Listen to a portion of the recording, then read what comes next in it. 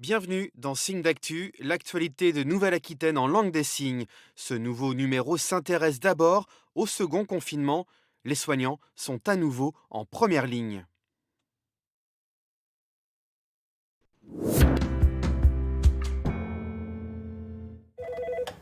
Dans les cabinets médicaux, le téléphone n'arrête pas de sonner. Oui, c'est pour un rendez-vous. Pour un rendez-vous classique, on essaie de repousser, de garder des places pour les urgences.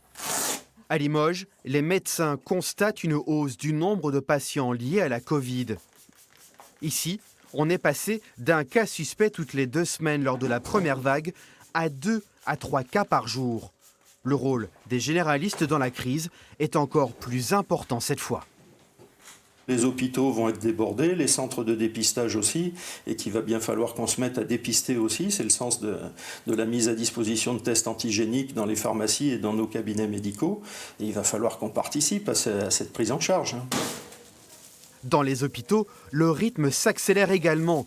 Les malades de la Covid sont plus nombreux. Ce patient vient de passer 25 jours en réanimation dans un état grave. Vous vous sentez mieux par rapport aux derniers jours? Ah oui, je respire. Il quitte enfin l'hôpital de Guéret. Les soignants en appellent à la responsabilité de chacun. Il faut que les gens respectent le confinement, c'est absolument essentiel, sinon on n'y arrivera pas. À Poitiers aussi, le personnel se prépare à l'afflux de malades. 8 la semaine dernière en réanimation, toutes souffraient de formes graves de la Covid. 13 autres en infectiologie. Si la première vague s'est traduite par la gestion des transferts d'autres régions, cette fois, les malades viennent surtout du secteur. On a des patients un peu plus jeunes qui viennent avec cette infection. Et surtout, ce qui change beaucoup, c'est que les autres patients sont là aussi. Clairement, on a une cohabitation de la Covid avec toutes les autres maladies qu'on a l'habitude de prendre en charge. La grande différence aussi par rapport au mois d'avril pour nous, c'est qu'actuellement, le virus circule dans la région. Alors qu'au mois d'avril, on était relativement protégés.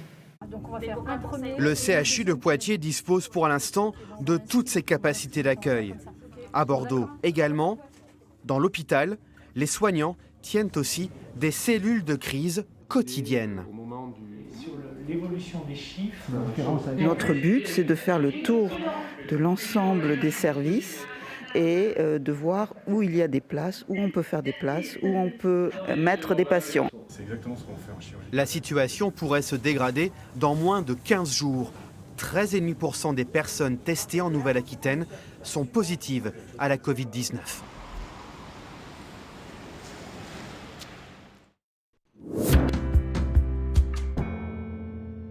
C'est les mêmes que maman, mais en petit. Génial. Je pourrais aller à l'école demain avec des masques génial. Ils sont beaux? Oui, très beaux. En tout cas, je pourrais pas avoir le Covid. Pourtant, pour cette fillette et sa mère, trouver des masques adaptés à un visage d'enfant s'est révélé compliqué. Premier essai dans ce supermarché. Alors? Eh ben non, rupture de stock, ils en ont pas, donc ils en recevront pas, ils auront que des masques adultes. Deuxième tentative un peu plus loin. Petite question, est-ce que vous vendez des masques pour enfants? Oui, madame, vous allez les trouver en caisse. Génial, parfait, merci beaucoup madame. Car désormais, les enfants dès 6 ans doivent porter le masque à l'école. C'est l'une des nouvelles règles du second confinement.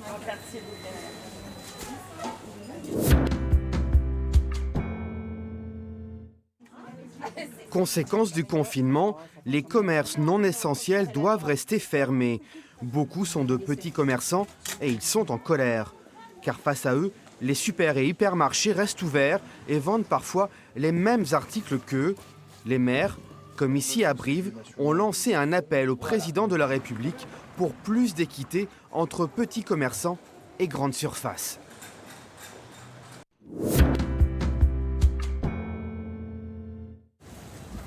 Dans les allées de la fête foraine de Bordeaux, des médiateurs en période de Covid, leur rôle est d'échanger avec les jeunes sur la pandémie et les manières de s'en protéger.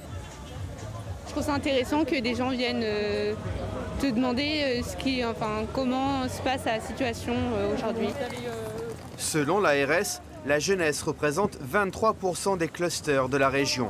Les effectifs de ces médiateurs sont appelés à doubler pour mieux veiller au bon respect des gestes barrières.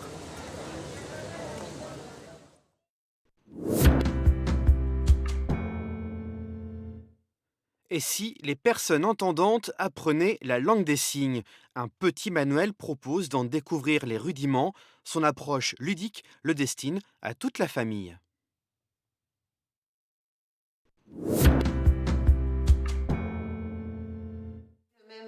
Un geste de la main, une petite explication de texte et en bas de page, une astuce pour mieux mémoriser. Bienvenue dans la langue des signes. Ce petit manuel à destination des enfants vient tout juste de paraître.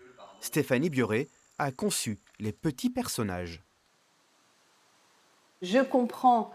On a donc les 3 doigts se referment vers ma tête comme une idée qui rentre. Et en fait, je ne comprends pas. C'est la même chose, sauf qu'on ajoute le nom.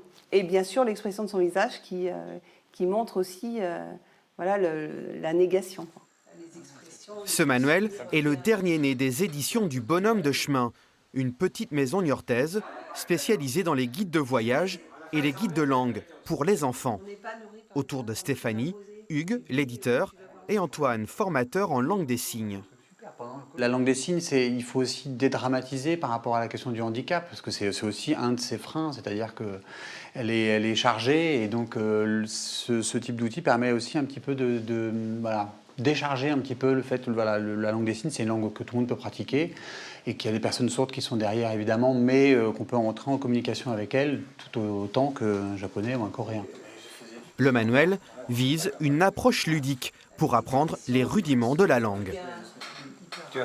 C'est un prolongement assez logique en fait, parce que ce qu'on veut faire à travers nos petits guides, c'est transmettre en fait, favoriser les échanges. Et là, on est dans la même logique, c'était que les enfants se confrontent à cette langue, se confrontent aussi au handicap, et que ça rejoigne notre leitmotiv qui est de découvrir la langue en s'amusant. Le guide a été conçu pendant le confinement. Impossible de voyager à l'étranger, restait cette invitation, dans nos quartiers, à aller à la rencontre de nos voisins sourds. Comment on dit ça, hein? Super, très bien, génial, ça va. Savez-vous reconnaître les champignons et surtout distinguer les bons des mauvais? La Société mycologique du Limousin propose des sorties pour tout savoir.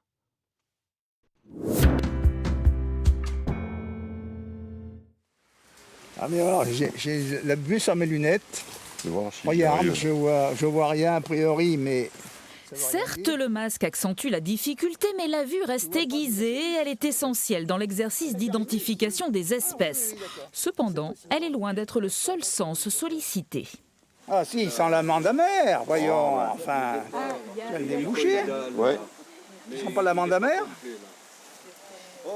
C'est c'est c'est le radicosome. Beaucoup d'espèces ont des odeurs très spécifiques. On en verra, par exemple, celui-ci, il a une odeur dite de rave, donc on pourrait le sentir. Il y en a qui ont des odeurs d'anis, d'autres qui ont des odeurs de fenouil. Le toucher a lui aussi son importance. Chapeau gluant, glissant, velouté ou encore granuleux. Et puis il y a le goût. Attention! Oui, attention, nous sommes avec des mycologues avertis. N'allez pas tenter vous-même l'expérience. Une russule douce, donc le monsieur l'a goûté. Le monsieur l'a goûté, faut pas faire ça à chaque champignon qu'on trouve. Hein. Non, sûrement pas. Alors là, c'est bien. Il faut faire très attention. On goûte, mais de toute façon, on recrache tout. En France, on estime à environ 30 000 le nombre d'espèces. Seule la moitié, pour l'instant, répertoriée, et une infime variation peut faire toute la différence. Quitte les piotes, mais je ne suis pas sûr du tout. Les piotes toxiques, ça. Oui, les petites, les piotes, c'est... Voilà une grande lépiote. C'est le maille fioté obligatoire. Hein. Voilà une grande lépiote comestible et une petite lépiote toxique mortelle.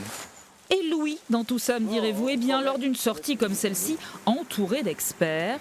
C'est la manite rougissante. Il suffit d'ouvrir grand ses oreilles pour en apprendre beaucoup sur les champignons. C'est la fin de Signe d'Actu. À bientôt sur Noah.